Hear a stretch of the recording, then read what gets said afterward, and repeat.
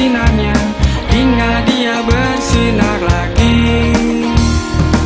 Dulu kita melangkah berjauh-jauhan, kau jauhi diriku karena sesuatu. Mungkin ku terlalu bertingkah kejauhan, namun itu karena ku sayang. Persahabatan bagai kepompong, mengubah ulang menjadi kupu-kupu. Persahabatan bagai kepompong. Assalamualaikum warahmatullahi wabarakatuh. Di sini saya dari kelompok wawancara. Kami akan mewawancarai seorang narasumber yang berprofesi sebagai dokter herbal. Sebelum kami melakukan wawancara, sebelumnya saya akan memperkenalkan kelompok-kelompok saya. Yang pertama, Intan Hidayah sebagai penulis, Elsa Safati sebagai kameramen pertama, dan yang sedang merekam sekarang adalah Lucio Mamati sebagai kameramen kedua. Terima kasih. Assalamualaikum Pak. Waalaikumsalam. Ya, terus. Sini kalau boleh tahu siapa namanya Pak? Nama saya selaku pengobat di sini Tengku Hamidi. Ya. Oh iya, kalau boleh tahu ini usaha atau usaha klinik ini turunan dari keluarga atau berawal dari studi Bapak? Ini berawal dari keturunan. Kemudian baru penyesuaian dengan mengikuti pendidikan. Gitu ya. Berarti turun-temurun? Iya, turun-temurun. Dasarnya turun-temurun. Terus Bapak menekuni pekerjaannya selama sudah berapa tahun? Kalau menekuni pekerjaan ini, saya sekarang usia 43 ya. 43 tahun. Saya mulai pekerjaan ini dari kelas 2 SMP. Kelas 2 SMP? Sudah bekerja nih? Kelas 2 SMP sudah masuk di dalam pengobatan alternatif, walaupun itu belum bentuk sifatnya modern. Istilahnya begini, waktu kita SMP dulu kita masih mengobati panggilan ataupun door to door, ya. Nah, kemudian setelah tamatan SMA kita baru bersifat berbentuk klinik herbal sampai ke seterusnya, sampai saya fakultas. Nah, sampai sekarang. Berarti dari kecil ya, dari asal SMP, terus berarti sudah menghasilkan uang sendiri, mandiri ya? Iya, sudah mandiri. Kita dari SMP kita sudah mandiri. Memang kalau dikatakan mandiri, saya dari kelas 5 SD saya sudah mandiri. Bukan keluarga nggak mampu, memang saya begitu orang. Nah, dari kelas 5 SD saya sudah menjadi orang apa saja saya kerjakan.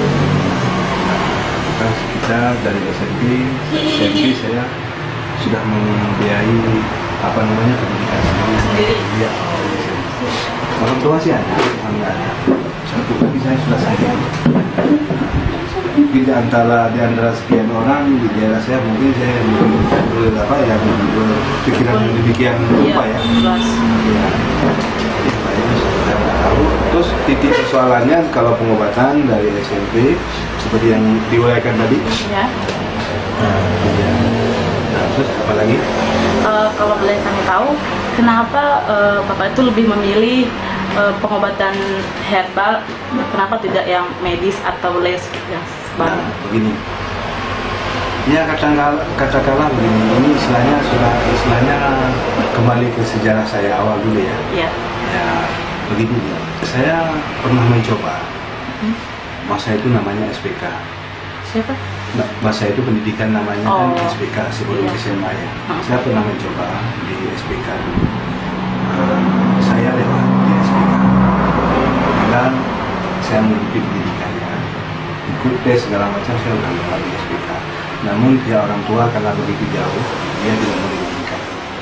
Nah, sebelum saya mengikuti SPK Sekolah Pendidikan Kesehatan ini, saya memang sudah menguasai herbal, walaupun itu katakanlah 50%, karena tergantung dari usia kita kan, nggak mungkin ya 100%.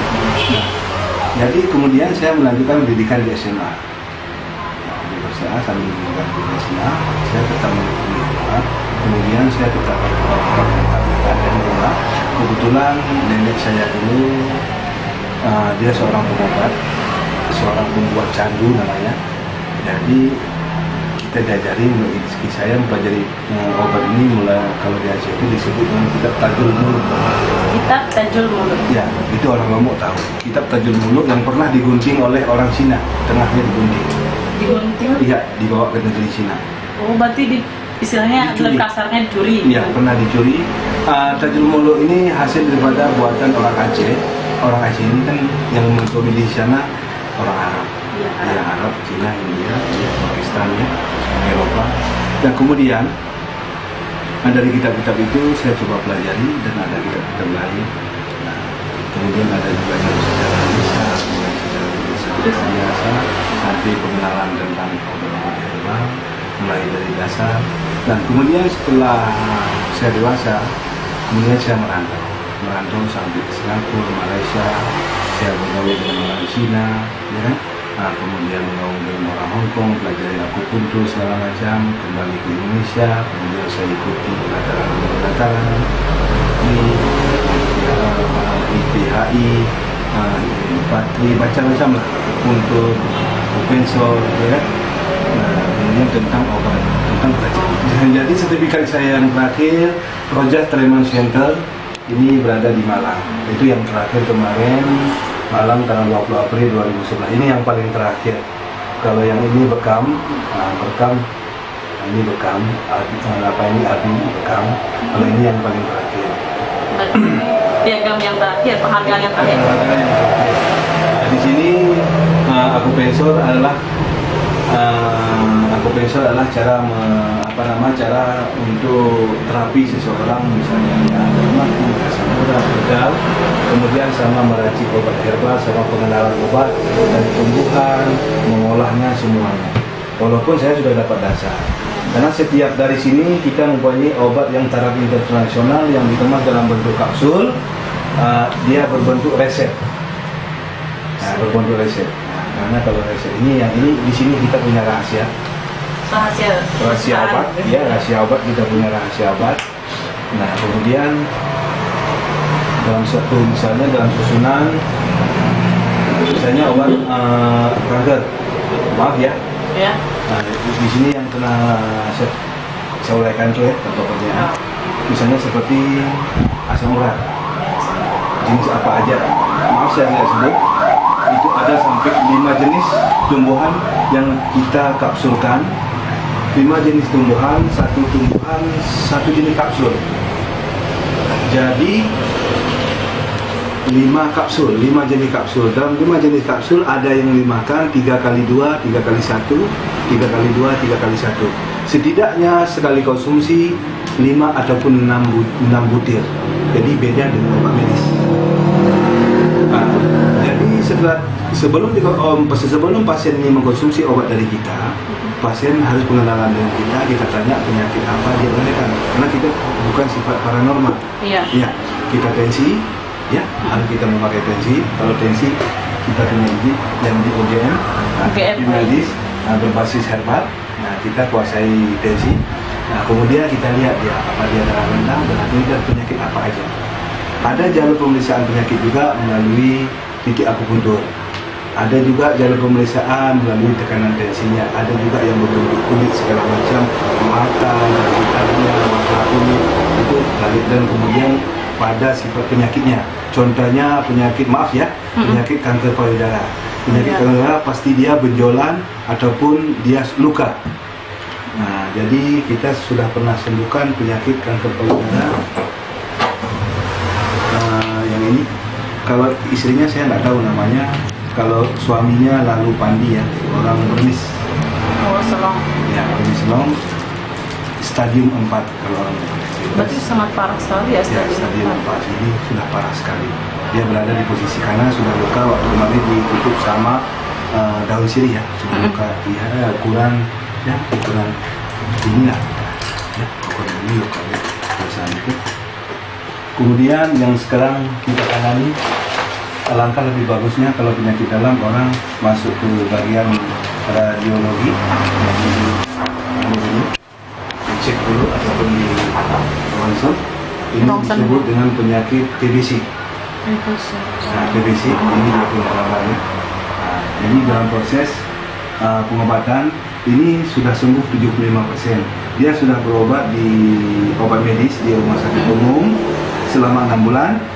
Perubahan ada, tapi kumat kembali, dia datang kembali. Saya tidak mengatakan obat medis tidak bagus, obat medis bagus, tapi dia spontan. Iya. Sekarang orang nyari ke kita obat yang tidak ada efek, kan begitu. Iya. Kalau dia cari obat medis nggak mungkin ke kita, ya kan? Iya. Nah itu. Terus kemampuan saya di sini juga tidak heran juga dan tidak asing bagi saya juga yang lepasan dari rumah sakit Namira, baik dia diabetes, yang diabetes meletus, yang sudah luka masuk kembali, lever, tumor masuk lumpuh, ada yang Itu yang orang atau masyarakat yang berobat ke sini ditentukan umur atau misalnya tuh apakah dibatasi umurnya dibatasi. dari umur apa? Dibatasi antara dibatasi, tapi ada jenis penyakit yang bisa kita obati. Misalnya kalau bayi balita itu saya anjurkan ke spesialis anak. Oh ya, spesialis. Kalau memang dia sudah berumur 5 tahun seperti dia sakit gendang telinga ataupun dia bisuleur, itu bisa kita obati karena dari luar. Nah, katakanlah di sini yang saya obati umur 5,5 ya, 5 tahun setengah. Dari daerah Hakam penyakit ayan epilepsi. Gila babi. Penyakit ayan epilepsi kalau kumat keluar buih, dia berhubungan dengan saraf. Mulanya dari panas-panas tipes dulu. Makanya gejala awal. Nah, itu berhasil. Kita kasih obat berhasil. Atau masuk obat bagus, dia obat paten lah istilah kata sini. Kemudian ada anjuran yang dikonsumsi di rumah. Kemarin kalau yang besar lagi ada yang masuk ke rumah polisi. Berobat kemarin, kita nggak tahu, kita pernah balik. Jadi sekarang belum balik, kita kasih obat yang serupa sama jadi penyakit ayan yang paling kecil ya, 5 tahun setengah yang sembuh di sini. Berarti batasnya dari 5 tahun setengah ke atas. Iya, batasnya. Tapi kita lihat penyakit apa. Tergantung Penyakit. Nah, kemudian misalnya seperti sesak masih bisa ditangani. Kalau misalnya lain-lain apa kan kita lihat dulu. Karena yang berumur ini sangat fatal. Kemudian sampai kemarin misalnya orang tua jompo sekali, ya kan? Ada yang kita tolak. Kenapa? Karena begini, sifat manusia ini kadang-kadang dia bawa nanti pas kita kasih obat dia batuk ataupun apa, tiba-tiba dipanggil Allah kita disalahkan. Iya. Nah, padahal dia bawa mayat kemari kan. Nah, itu harus kita pelajari sikap dan kondisi. Oh iya, Nah, ya, maka tidak jarang dari rumah sakit juga ditolak, bawa pulang berobat jalan dia bilang. Takut nanggung resiko. Iya, resiko kita perlu karena ini adalah negara hukum. Hukum adalah jenderal, bukan presiden yang jenderal. Oke, tadi kita sudah menyaksikan jawaban dari narasumber kita. Semoga jawaban yang telah diberikan kepada kami bermanfaat bagi kami dan juga kita semua. Jika ada kesalahan mohon dimaafkan. Wallahul muwaffiq wal hadi ila sabilir rasyad. Assalamualaikum warahmatullahi wabarakatuh.